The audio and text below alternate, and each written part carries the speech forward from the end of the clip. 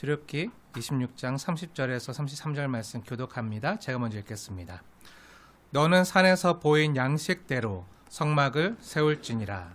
너는 청색, 자색, 홍색 실과 가늘게 꼰 배실로 짜서 휘장을 만들고 그 위에 그룹들을 정교하게 수놓아서 금 갈고리를 내 기둥 위에 늘어뜨리되 그 내 기둥을 조각목으로 만들고 금으로 싸서 내 은받침 위에 둘지며 그 휘장을 갈고리 아래에 늘어뜨린 후에 증거궤를 그 휘장 안에 들여놓으라. 그 휘장이 너희를 위하여 성소와 지성소를 구분하리라. 아멘. 아멘. 네, 오늘 출애굽기 26장 전체 말씀을 의지해서 성막 덮개와 휘장이라는 말씀의 제목으로 함께 은혜를 나누려고 합니다. 네, 주님의 초림인 성탄과 또 주님이 다시 오시는 재림과 또 오늘 우리와 함께 임마누엘 하시는 주 예수님의 임재를 기뻐하고 소망하는 대림절 두 번째 주간입니다. 우리가 대림절 기간에 이 성막에 대한 말씀을 함께 받는 건 매우 뜻깊은 일이라고 생각되어져요. 왜냐하면 이 성막은요, 대림절의 중요한 의미 중에 하나인, 아니 어떻게 보면 전부라고 할 수 있는 하나님이 우리와 함께 하신다, 이 메시지를 보여주는 너무나도 중요한 말씀이기 때문이죠. 성막.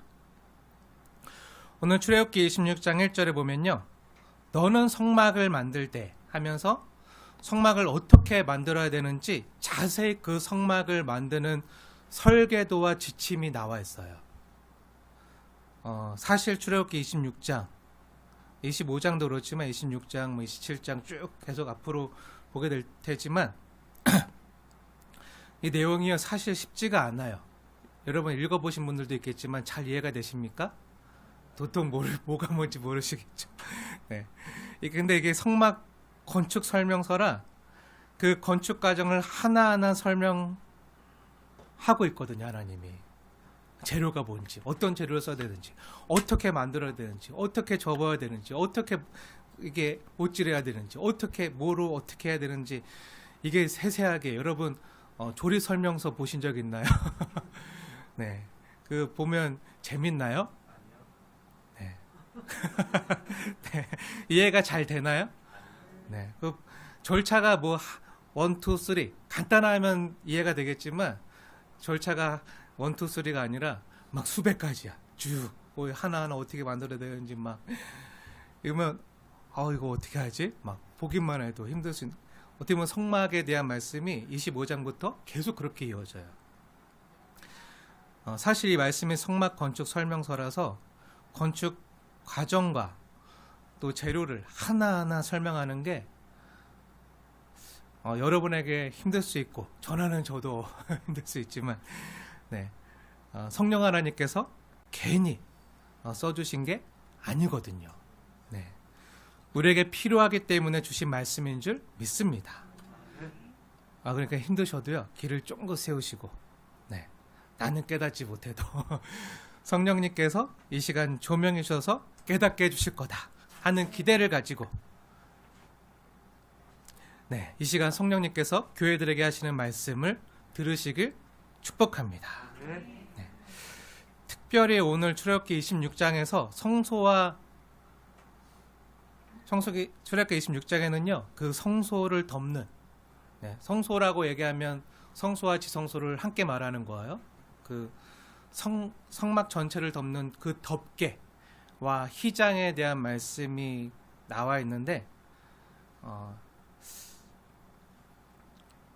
결론부터 말하면요, 성막 덮개는요, 우리 가운데 거하시는 예수님을 상징해요. 휘장 역시 우리를 위해서 십자가에 그 몸에 찢기신 예수님을 상징하는 거예요. 네, 다 예수님을 보여주는, 네, 구약시대의 그림자, 예표라고 할 수 있는데요.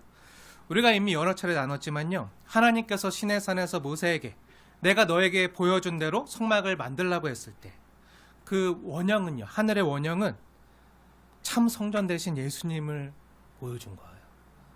그래서 그 예수님의 인격과 예수님의 사역과 예수님의 가르침의 그 여러 측면을 이 땅에 사는 우리가 알아보고 또 느낄 수 있도록 알려주고 가르쳐주기 위해서 만들라고 하신 거예요.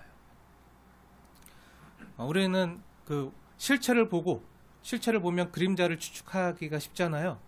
네. 근데 그 당시에는 그림자만 보고 실체를 떠올리고 기다렸기 때문에 힘들 수는 있지만 그래도 우리는 다행히 감사하게도 이미 실체로 오신 예수님을 보았습니다. 우리 예수님을 성경을 통해서 보았고 또 성령님께서 듣게 하셨고 깨닫게 하셔서 이미 알고 있어요. 그래서 우리는 이 말씀 해석하기가 너무 구약시대 사람들에 비해서는 수월한데요. 이것을 염두에 두시고 오늘 말씀을 다시 한번 자세히 우리 함께 들여다보길 원합니다. 특별히 오늘 출애굽기 26장 본문은요, 성막에 대해서 크게 세 부분으로 나누어지는데요. 26장 1절부터 14절까지는 성막 덮개에 대해서 말해주고 있어요. 성막 덮개. 그리고 15절부터 30절까지는요, 성소와 지성소 옆 벽인 조각목으로 만든 널판에 대해서. 우리 예배당도 옆에 다 나무로 이렇게 옆면이 쌓여져 있잖아요. 이 널판에 대해서 말하고 있는 거예요. 15절부터 30절까지. 그리고 31절부터 마지막 글인 37절까지는 성소와 지성소를 구분하는 휘장에 대해서 오늘 성경 말씀이 우리에게 말해주고 있어요. 오늘 출애굽기 26장 본문 한번 자세히 한번 쭉 눈으로 빠르게 한번 훑어보세요. 31절부터 마지막 절인 30절까지 빠르게 보시면 가장 많이 나오는 단어가 뭐죠? 가장 많이 나오는 단어가 성막. 그리고 또 가장 많이 나오는 단어가 휘장이에요. 휘장. 네. 성막과 휘장이라는 단어인데요. 네. 출애굽기 26장에서 말하는 성막은요, 그 성소와 지성소가 있는 곳을 말해요. 성소와 지성소가 있는 곳. 그 성막들, 그 번제단, 물두멍, 그 전체 막 세마포로 싼 그 전체를 말하는 게 아니라, 네, 그 장막 전체를 말하는 게 아니라 성소와 지성소가 있는 성막을 말하는 거예요. 그 성막의 모습은 지난번 몇 차례 보여드려서 아마 잘 아실 거란 생각이 들고요. 까먹으신 분이 있을까봐 다시 보여드릴게요. 한번 보여주세요.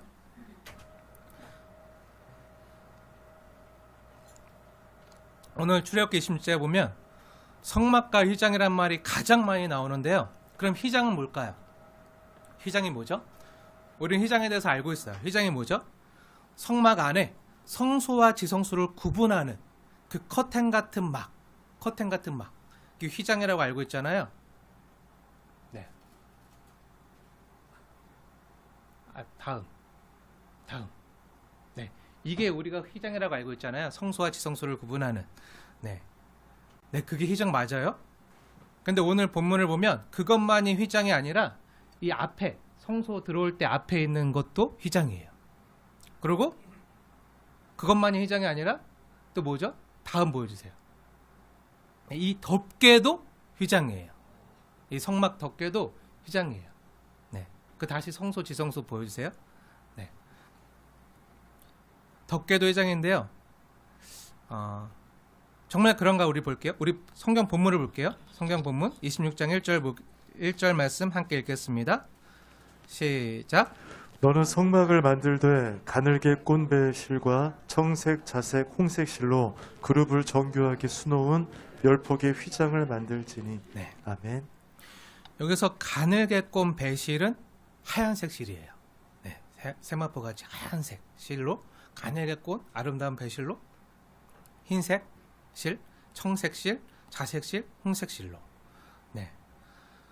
그룹을 정교하게 수놓으라는 거야. 수놓은 10폭의 휘장을 만들지니. 근데 이게 성소와 지성소를 가리는 휘장이 아니라 뭐라고요? 성막 덮개를 얘기하는 거라고. 성막 덮개. 딱 보면 이 천장. 이 천장에서 가장 먼저 보이는 여기에 흰색 실과 청색 실과 자색 실과 홍색 실로 아름다운 그 수가 놓아진 어떤 수죠? 천사, 그룹. 네, 그룹을 정교하게 수놓은 그 10폭의 휘장. 폭이라는 건요, 이걸 이렇게 10조각으로 만약에 예를 들어서 이게 천막 덮개예요. 이게 이렇게 10폭으로 이렇게 나눠져 있는 거예요. 이렇게 해서 이렇게 10개로 나눠져서 이렇게 있는. 네. 이해가 안 되시죠? 아, 이거 어떻게 설명해야 되나? 네. 우선 다시 한번 볼게요. 조금 전 1절부터 14절까지는 성막의 천장 덮개에 대한 설계도라고 했잖아요. 근데 거기 보면 그 천장 덮개를 가리켜 뭐라고 하죠? 네, 휘장이라고 말해요. 휘장. 1절에도 휘장, 3절에도 휘장, 4절에도 휘장, 5절에도 휘장, 계속 휘장. 13절까지 계속 성막 천장 덮개를 휘장이라고 말해요. 성경은. 물론 천장 덮개를 가리키는 휘장과 성막 내에서 성소와 지성소를 가르는 휘장은요, 구분이 돼야 돼요. 구분이 돼요. 그러니까 우리는 천장 덮개를 가리키는 휘장과 성소와 지성소를 가르는 휘장을요, 구분할 수 있어야 돼요. 근데 우리는 휘장하면 성소와 지성소를 나누는 휘장을 먼저 주로 떠올리니까, 그렇게 우리 이해할게요. 앞으로도 제가 휘장이라고 말하면, 성막 안에서 성소와 지성소를 구분짓는 휘장을 얘기하는구나 하고 알아들으시면 돼요. 근데 성경에는 다 같이 똑같이 휘장이란 말로 지금 되어 있지만 번역되어 있어요. 근데 개역 개정 성경에는 휘장이라 나와 있지만, 여러분 개역 한글 옛날 성경 갖고 있는 분들 계시죠? 뭐라고 되어 있죠? 거기는 휘장이 아니라 앙장이라고 되어 있어요. 앙장. 네. 근데 앙장이라고 하면 뭐야? 앙장이 뭐야? 처음 듣는 분도 계시죠? 앙장이 뭐지? 처음 들어보는 분도 계시고, 앙장 뭐가 뭔지 모르는 분도 있을 거라 여겨져요. 이걸 그냥 성막 지붕이라 생각하면 돼요. 성막 덮개. 그래서 저도 성막 지붕을 덮는 휘장은 성막 덮개라고 할게요. 여러분의 이해를 돕기 위해 성막 덮개라고 할게요. 그래서 오늘 제목이 성막 덮개와 휘장이에요.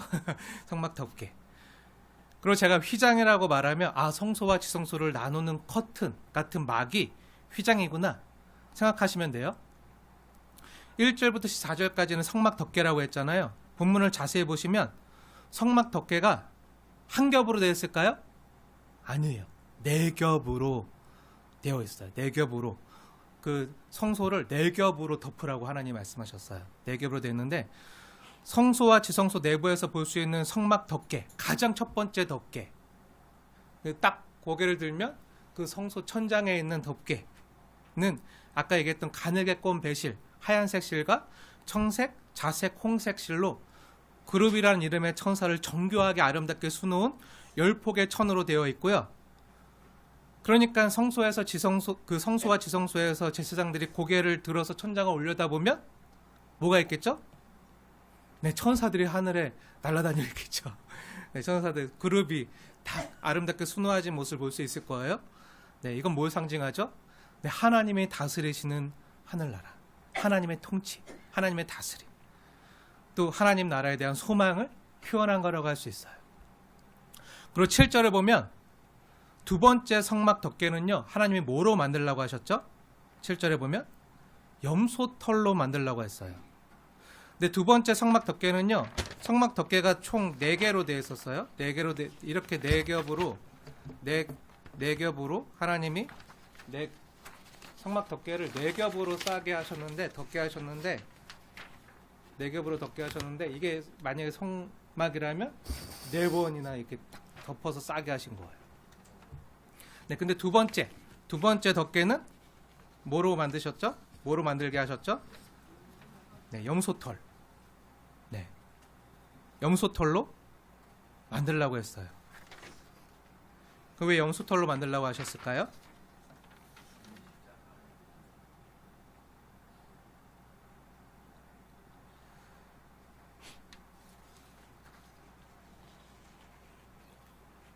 네, 염소는 당시 속죄 제물로 쓰였거든요. 속죄 제물.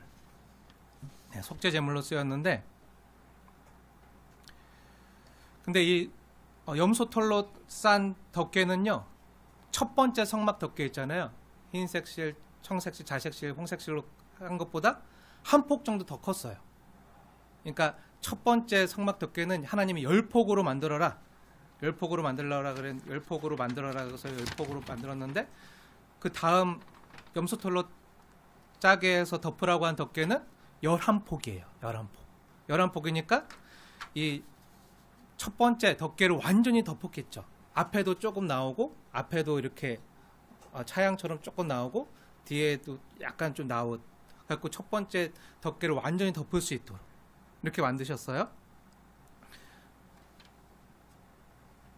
그리고 두 번째 성막 덮개가 염소털로 되어 있는 거는요, 이 염소털이 보온과 방습에도 탁월해서기도 하지만 그것만이 아니에요. 염소가 뭐로 쓰였죠? 네, 속죄 제물로 쓰였어요. 우리의 죄를 속하는 속죄 제물로 사용되었어요.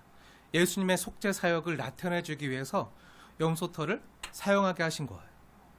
특히 염소로 희생 제사 드리는 날이 언제였죠?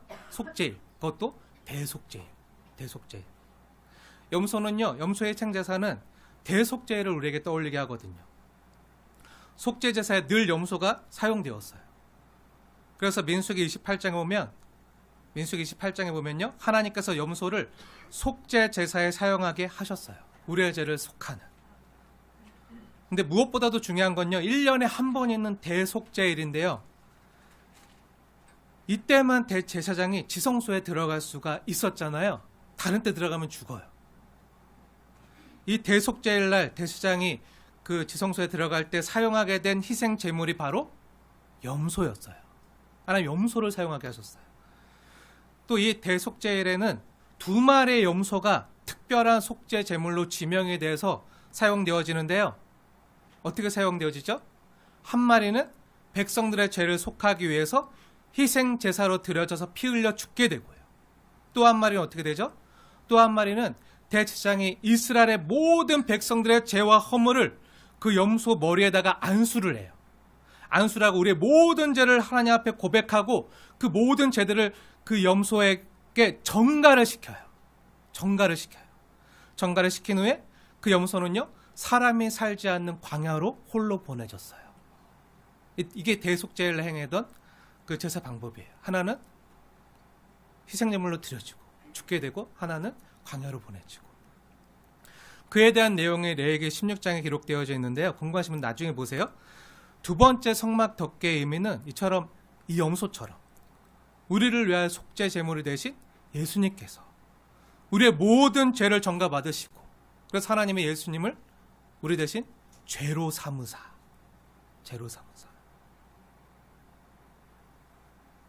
우리의 모든 죄가 예수님께 전가되어진 거예요. 우리의 모든 죄를 예수님께 전가가 되어지고, 또 염소가 광야에서 버림당한 것처럼 예수님께서 하나님 아버지로부터 버림당하셨고 십자가에서 버림당하셨고, 우리의 죄를 속하기 위해서 죄인된 우리를 위해 대신 십자가에서 죽임을 당하신 것을 상징하는 거예요. 그렇게 희생 되신 예수님께서는 어떻게 하신다고요? 성도된 우리와 교회를 지키는 보호 덮개가 되신 거예요. 우리를 덮어주시는, 은혜로 덮어주시는. 그 세 번째 성막 덮개는 뭐죠? 14절에 나와 있는데, 세 번째 성막 덮개 뭐죠?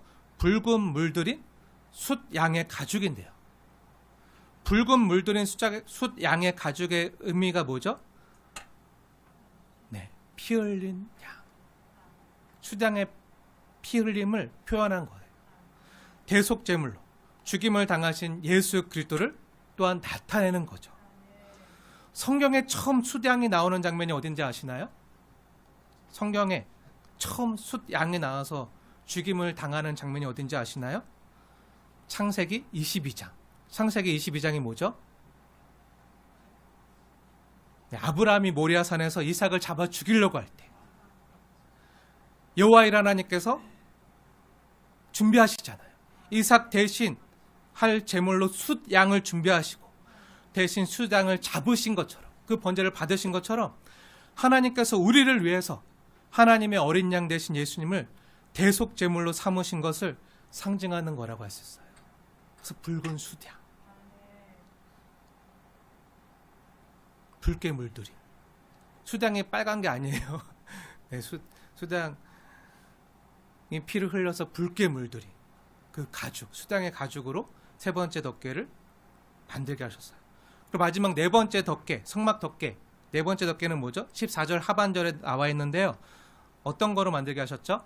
해, 달의 가죽으로. 가장 바깥쪽 윗 덮개를 만들게 하셨는데요.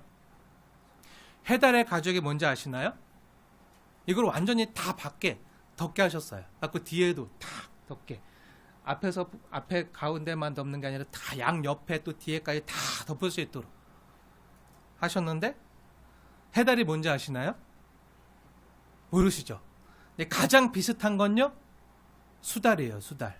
우리나라에도 있어요. 제가 얼마 전에 화천 갔다가 수달을 봤는데, 네. 해달의 가죽이 뭐냐면요, 쉽게 말하면 모피예요, 모피. 모피 코트 아시죠? 좋아하시죠? 하나쯤 갖고 계시죠? 추운 겨울날 따뜻하게 해주는 그 비싼 가죽. 지금은 너무 귀하고 비싸지만 당시 지중해 연안에서는요, 흔했어요. 그리고 지금 모피 가격이 비싸지고 귀해진 것은요, 모피가 돈이 된다고 하니까 불과 200년 전에 사냥꾼들이 해달을 다 잡아서 멸종될 정도로 씨를 말렸기 때문에 비싸졌어요. 그래서 전 세계적으로 해달은요, 천연기념물이에요. 멸종위기종이에요, 지금은. 옛날에 흔했거든요. 근데 이게 왜 없어졌다고요? 다 잡아 죽여서 가죽 만든다고, 돈 된다고 하는 것 때문에. 근데 옛날엔 개체수도 엄청 많고 수백만 마리, 수천만 마리 넘었기 때문에 개체수도 많고 안 비쌌어요. 하나님이 그거로 겉을 덮게 하셨는데, 성막 가장 밖을 덮게 하셨는데, 그렇게 하신 것은 이 해달의 가죽이 보온이나 바람을 막아주거나 방수 능력이 뛰어나서만이 아니에요. 모피코트 입어보신 분들 아시죠? 네, 그것만이 아니라 해달의 가죽은 보면 밖에서 사람들이 이 성막을 볼 때 가장 먼저 보이는 게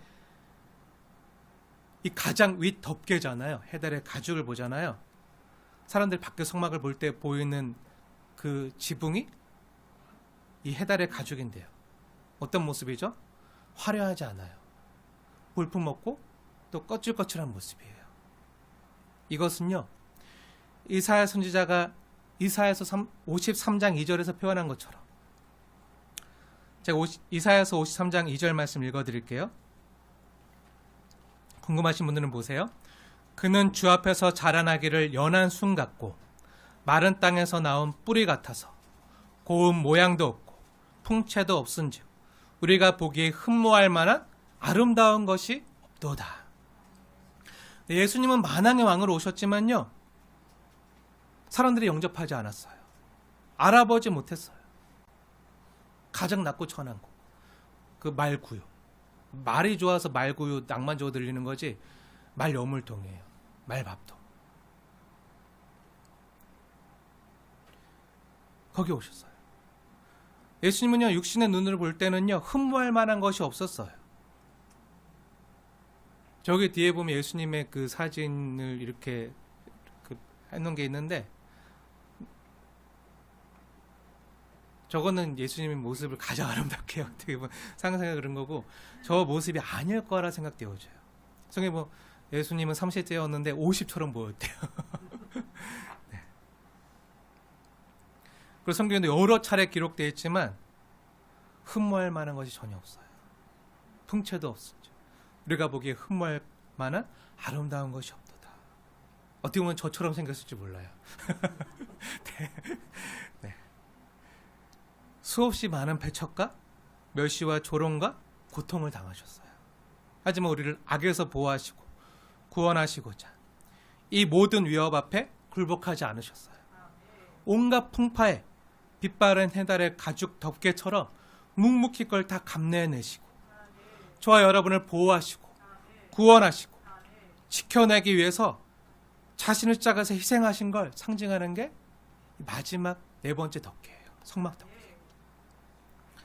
그리고 무엇보다 이 네 겹의 성막 덮개가 상징하는 건요, 이 네 겹의 성막 덮개, 우리를 은혜로 덮으시고 우리와 함께 하시는 예수님을 상징하는 건데요, 이 성막 덮개가 다른 말로는 성막을 덮는 막, 히브리어 원어로는요 오헬이라고 써 있어요.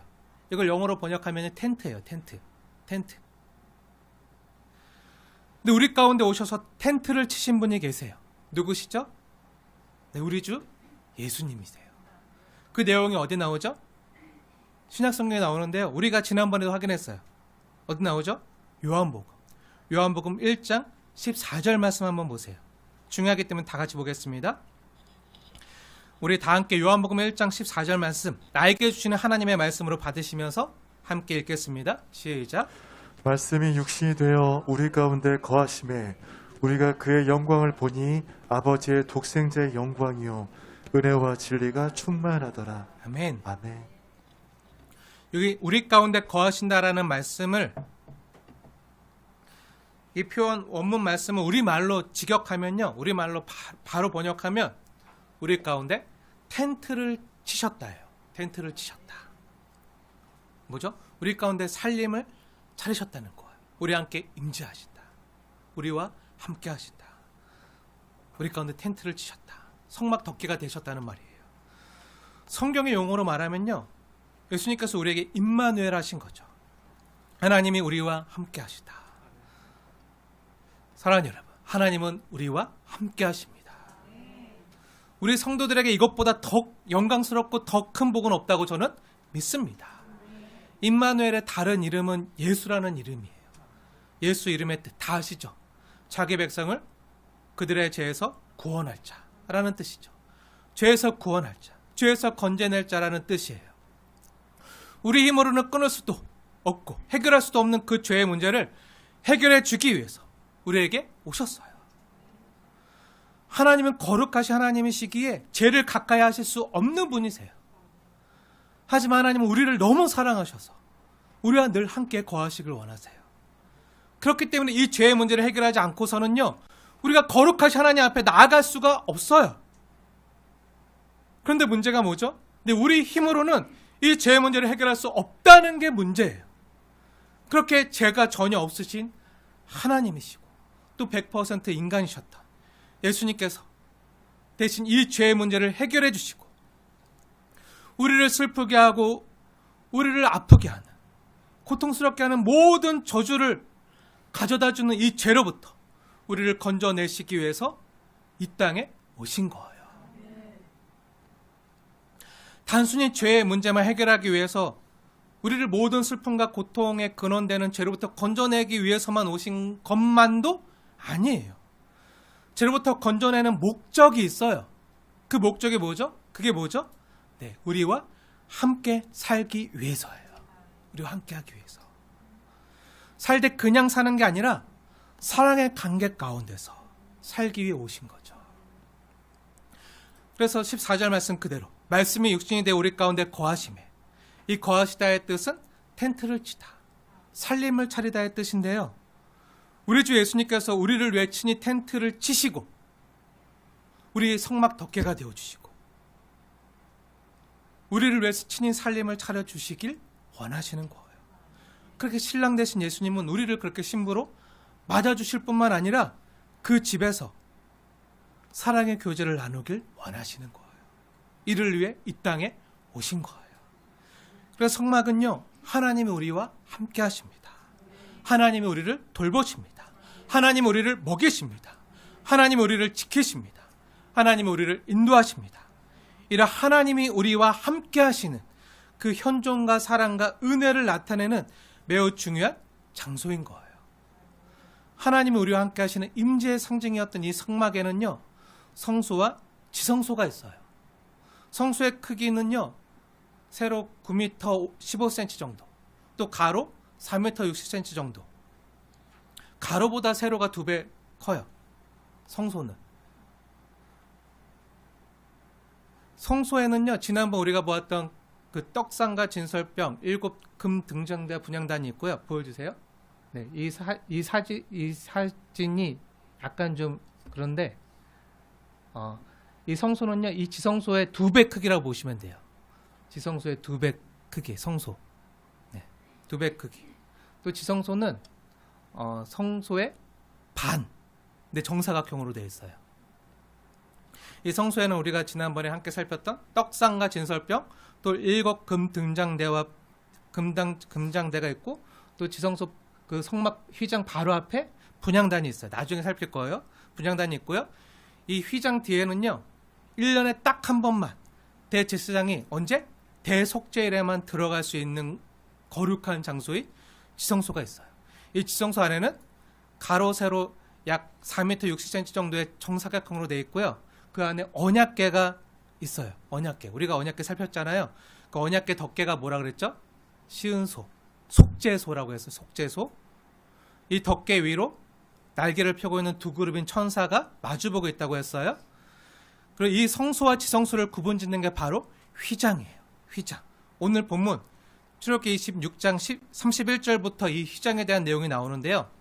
이 휘장에는요, 성막 천장에 있던 것과 같은 천사인 그룹을 정교하게 수놓게 했어요. 실도 같아요. 근데 순서는 좀 달라요. 네. 성막을 만들 때 가늘게 꼰 배실과 청색, 자색, 홍색 실로 그룹을 정교하게 수놓은 10폭의 회장을 만들지. 이건 성막 덮개잖아요. 근데 오늘 그 휘장 31절 보면 너는 청색, 자색, 홍색 실과 가늘게 꼰 배실로 짜서 휘장을 만들고 그 위에 그룹들을 정교하게 수놓아서. 어떻게 보면 같은데 그 실을 배열하는 순서는 좀 달라요.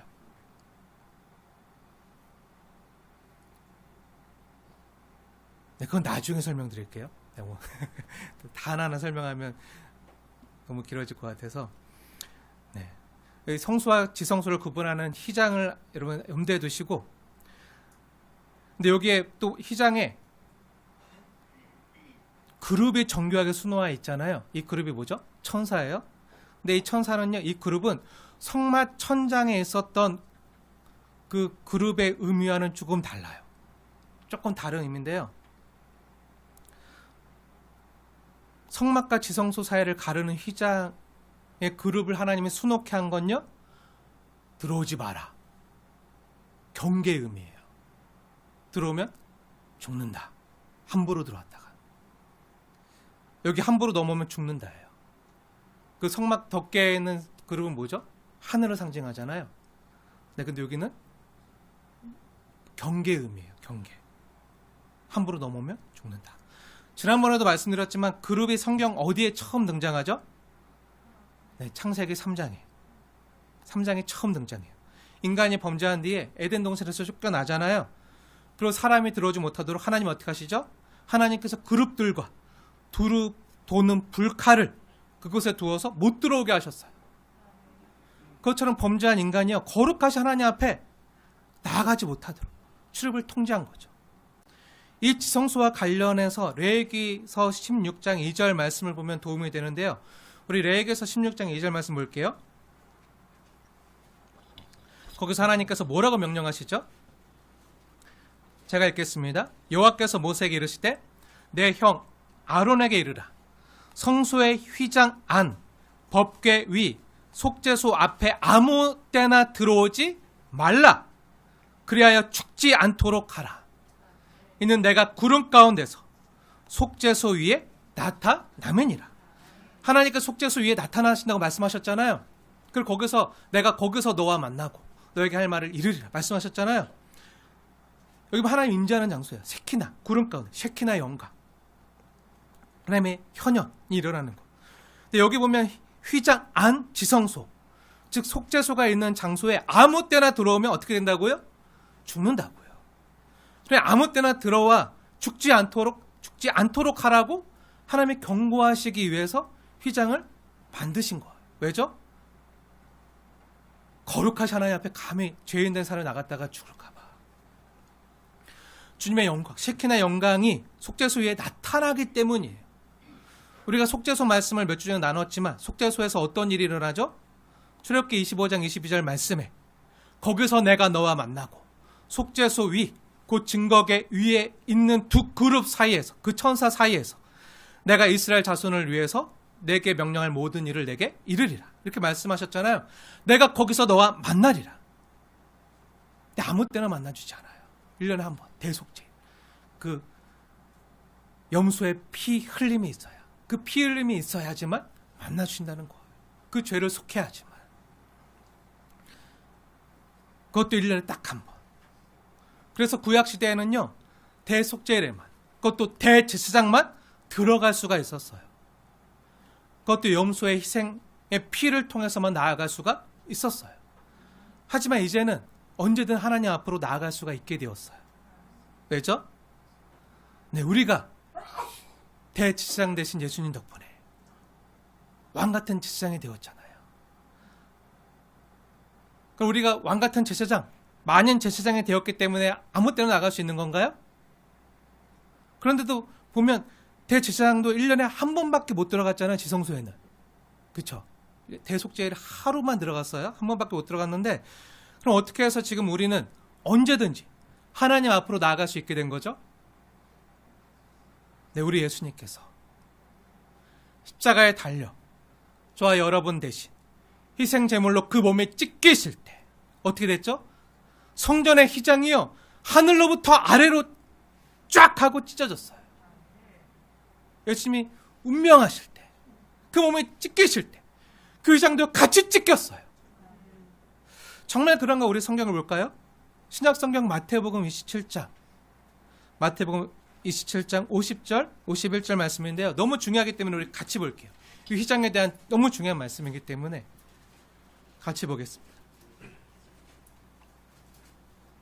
마태복음 27장 50절, 51절 주절 말씀 함께 읽겠습니다. 시작. 예수께서 다시 크게 소리 지르시고 영원히 떠나시니라. 이에 성소 휘장이 위로부터 아래까지 찢어져 둘이 되고 땅이 진동하며 바위가 터지고. 네. 아멘.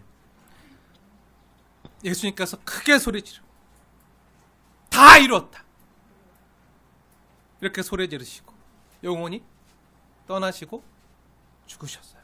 운명하셨어요. 이때 어떤 일이 일어났죠?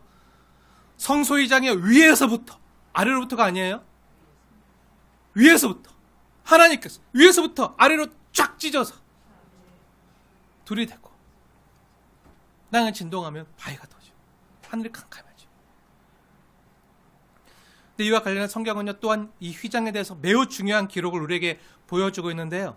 휘장에 대한 매우 중요한 말씀, 히브리서 10장을 보세요. 여기 마태복음 27장과 히브리서 10장을 한번 잘 비교해 보세요. 히브리서, 신약성경 히브리서 10장을 보세요. 이 본문 또한 매우 중요하기 때문에 우리 다 같이 찾아서 보겠습니다. 히브리서 10장 19절 20절 말씀입니다. 우리 함께 읽겠습니다. 시작. 그러므로 형제들아, 우리가 예수의 피를 힘입어 성소에 들어갈 담력을 얻었나니 그 길은 우리를 위하여 휘장 가운데로 열어놓으신 새로운 살 길이요, 휘장은 곧 그의 육체니라. 아멘. 네. 우리가 예수의 피를 힘입어 성소에 들어갈 담력을 얻었나니 어떻게 해요? 하나님이 그 길을 내셨기 때문에. 그 길이 뭐죠? 우리를 위하여 휘장 가운데 쫙 찢어 놓으시고 열어 놓으시고 그 새로운 살 길. 왜요? 그 휘장이 뭔데요? 그 휘장은 곧 그의 육체니라. 예수님이 저와 여러분을 위해서 그 몸이 찢기셨기 때문에, 그 휘장이 찢겨졌기 때문에 그 성소에 들어갈 수 있게 된 거예요. 언제든 하나님 앞으로 나갈 수 있게 된 거예요.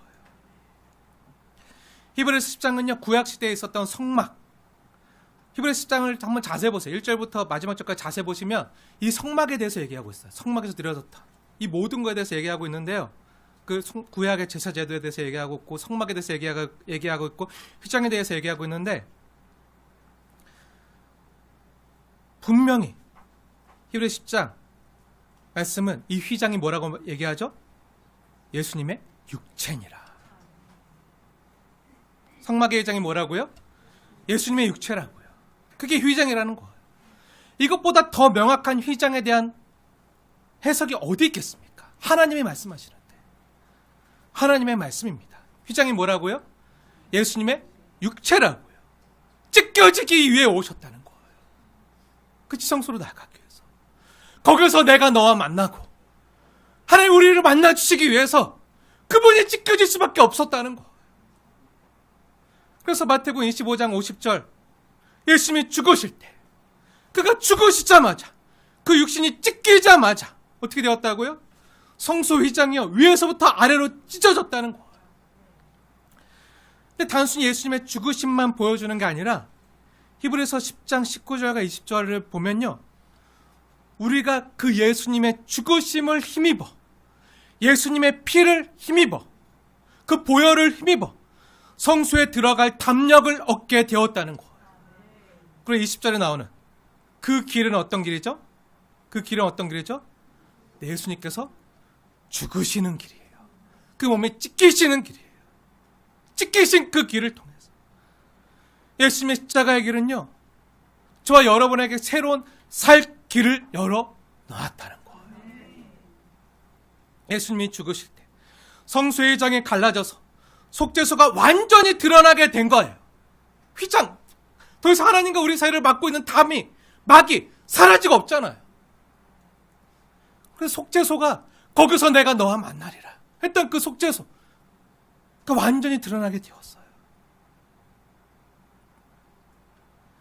예수님이 죽으시는 그 순간 휘장이 갈라짐으로 그 휘장은요 더 이상 막는 길이 아니라 새로운 출입문으로 바뀌는 거예요. 출입문, 경계문이 아니라 들어가는 열린 문으로 바뀐 거예요. 그리스도께서 죽으시는 그 순간에 우리 죄인들이요 하나님께로 나아가도록 하는 새로운 살 길이 열린 것이죠.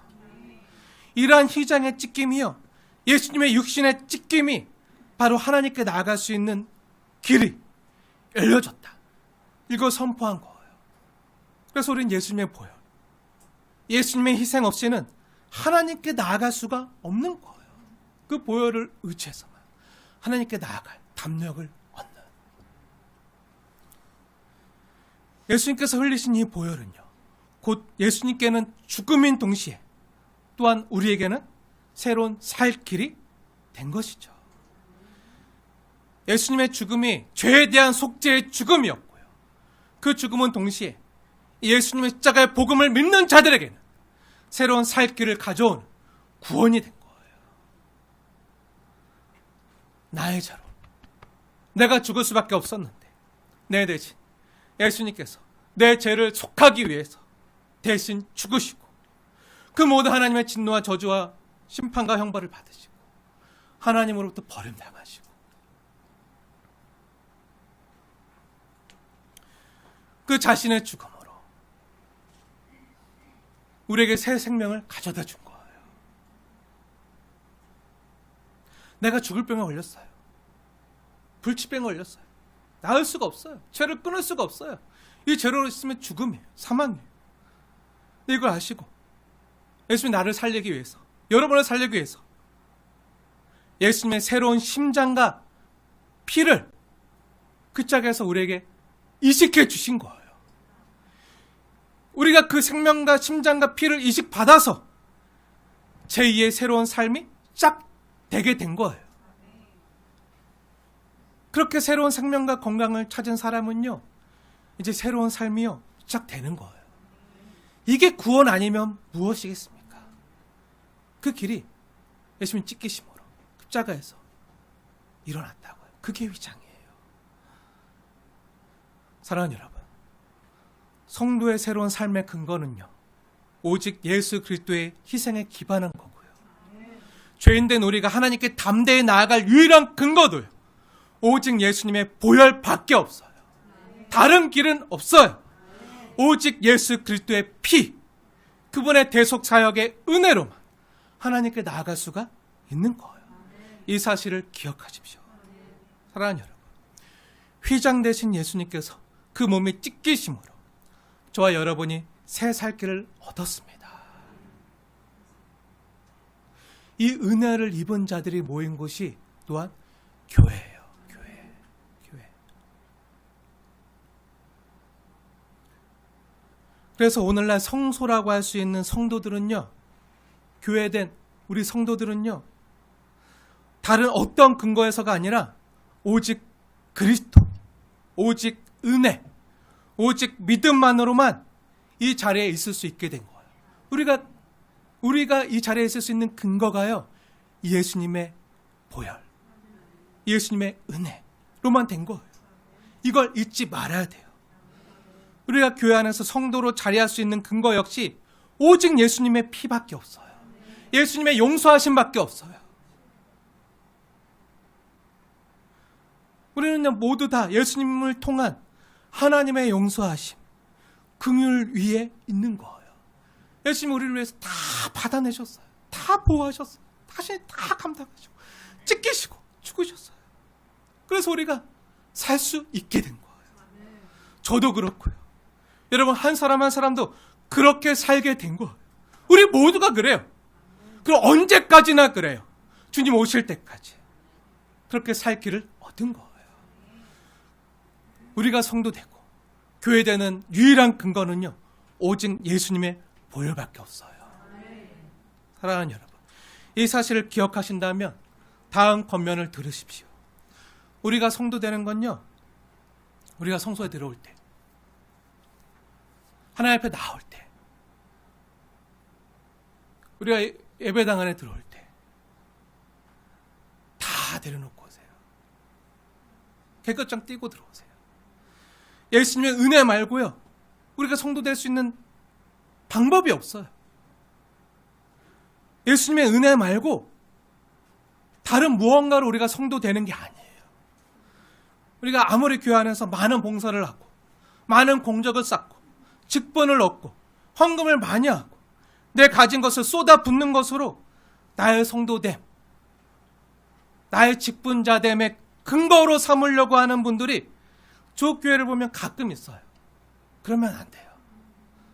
만약 내가 교회에 와서 봉사를 하고 공적을 쌓고 직분을 얻고 헌신을 하면 할수록 어떤 분들은요, 내가 하는 이 일이 하나님의 일이고 하나님의 일이 또한 내 일이라고 생각하고 교회 안에서 하는 일이 기필코 내 뜻대로 돼야 된다. 내 주장대로 돼야 된다. 왜? 나는 이걸 하나님의 영광을 위해 하니까. 이 모든 건 다 내 뜻이 하나님의 뜻이고 내가 하는 이 일이 하나님의 일이니까 이걸 반대하는 사람은 다 사탄의 무리야. 이렇게 생각하는 분들이 가끔 계세요. 우리 중에 한 명도 없는 줄 믿습니다. 근데 다른 데 가면 있어요. 그런 다툼과 분열이 일어난 걸요, 제가 봤어요. 그리고 그 내 뜻에 못 미치는 사람들을요, 참지 못하는 분들도 계세요. 교회 안에서 내 뜻에 못 미쳐. 내가 하나님의 뜻을 따라가는데 너 내 뜻에 못 미쳐. 근데 그걸 못 참아주는 분들이 계세요.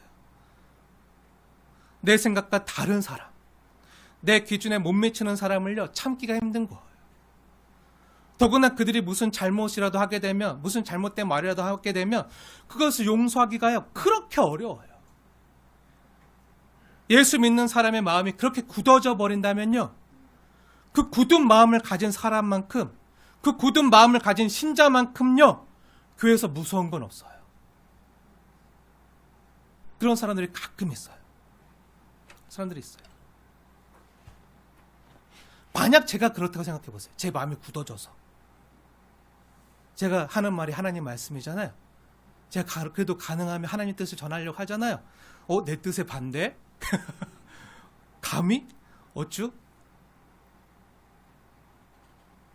그래서 제 마음이 막 굳어지는 거야. 돌같이 굳어져서. 내 뜻에 반대하면 모두 다 사탄의 무리야. 아니, 감히. 내가 곧 교회고, 내가 곧 하나님의 뜻이고, 하나님의 일을 하는 사람인데, 감히 내 뜻에 반대? 그러면 얼마나 교회가 살벌하고 무섭겠어요. 그런 사람이 가끔 있어요. 그런 일이 없어야 됩니다. 그런 사람들 있으면요, 마치 얼마 전에 있었던 그 대한민국에서 끔찍한 사건처럼, 그 대통령의 계엄 선언처럼, 내가 대통령이고 내가 왕인데, 내가 곧 국가인데 나에게 반대하고 나의 국정 운영을 반대하면 모두 반국가 세력이고 척결해야 될 대상으로 바라보게 되는 거예요. 처단해야 될 대상으로. 그러면 얼마나 끔찍하고 무서운 것이 되겠어요. 세상은 그렇다고 할지라도요, 교회는 그래서는 안 돼요. 교회는 그래서는 안 돼요. 여러분 중에 그런 분들이 있어서가 아니라 한 분도 없는 줄로 믿습니다. 근데 앞으로 우리 중에 그런 분들이 없게 되어지길 위해서 예방 차원에서 말씀드리는 거예요. 사랑하는 여러분, 교회 안에 들어오면서 모든 자기의를 벗어버리고 들어오십시오. 우리는 예수님의 의밖에 의지할 게 없어요. 교회 안에 들어오실 때 밖에서의 모든 계급장을 떼고 들어오세요.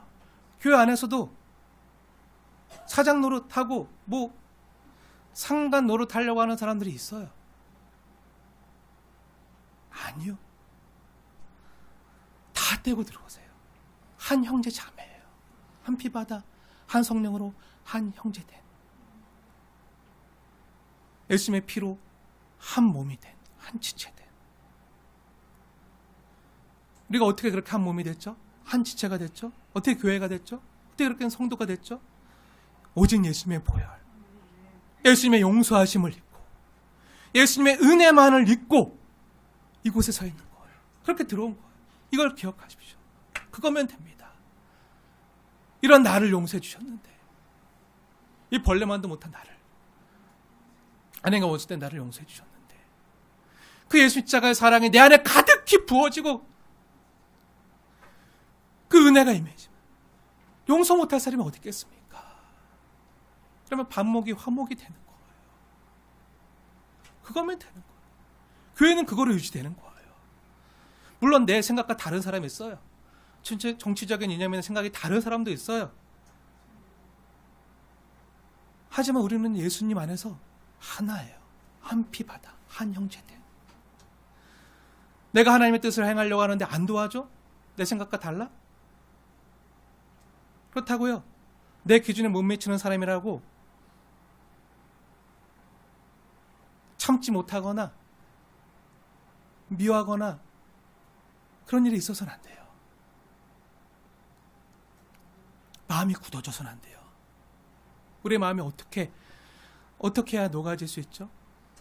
예수님의 보혈, 예수님의 보혈, 예수님의 보혈로 굳어진 우리 마음이, 딱딱한 돌 같았던 우리 마음이 예수님의 그 보혈을 적셔서 새롭게 우리 심장이 살아나서 다시금 하나님을 향해서 두근두근 뜰 때, 그때서야 비로소 이 심장, 하나님이 날 사랑하신 그 은혜와 사랑을 기억하고 하나님을 향해서 내 심장이 뛰고, 하나님이 원하시는 게 뭐죠? 하나님 사랑하고 이웃 사랑하는 거잖아요. 내 옆에 있는 지체를 사랑하는 거잖아요. 형제를 사랑하는 거잖아요. 그 형제를 향해서 내 심장이 따뜻하게 두근두근 뛰면서 손 내밀고 이해해주고 용서하고 긍휼히 여기고 품어주고 감싸주고 손 잡아주고 일으켜주고 함께 가자 바라는 거. 우린 달라도 하나입니다. 우린 달라도 형제입니다. 다르지만 가족입니다. 이게 교회예요. 교회는요, 이 하나님의 은혜로 은혜의 은혜가 덮인 거. 그래서 음부의 권세가 감해치 못하는 거. 교회예요. 이걸 잊지 마십시오. 예수님이 우리를 용납하신 같이 서로를 용납하세요. 예수님의 용서하심을 덧입고 새로운 살 길을 얻은 사람들이 그분의 용서와 긍휼을 행하는 것. 그것이 바로 교회예요. 그래서 반목이 아니라 힘들지라도 화목이 원칙상 언제나 가능하도록 되어 있는 곳. 그것이 바로 교회예요. 세상은 분열과 반목이 가득하지만요, 사랑의 하나님이 거하시는 교회에서는 서로 돌아보고 사랑과 선행으로 격려하며 서로 용서하는 것이 대화될 줄로 믿습니다. 예수님 덕분에 새로운 살 길을 얻은 저와, 새로운 살 길이 있다고요. 길이 없는 게 아니에요. 길은 반드시 있어요. 예수님이 길이십니다. 새로운 살 길을 얻은 저와 여러분이 성도와 교회로서 해야 할 일들이기도 합니다. 기도하겠습니다.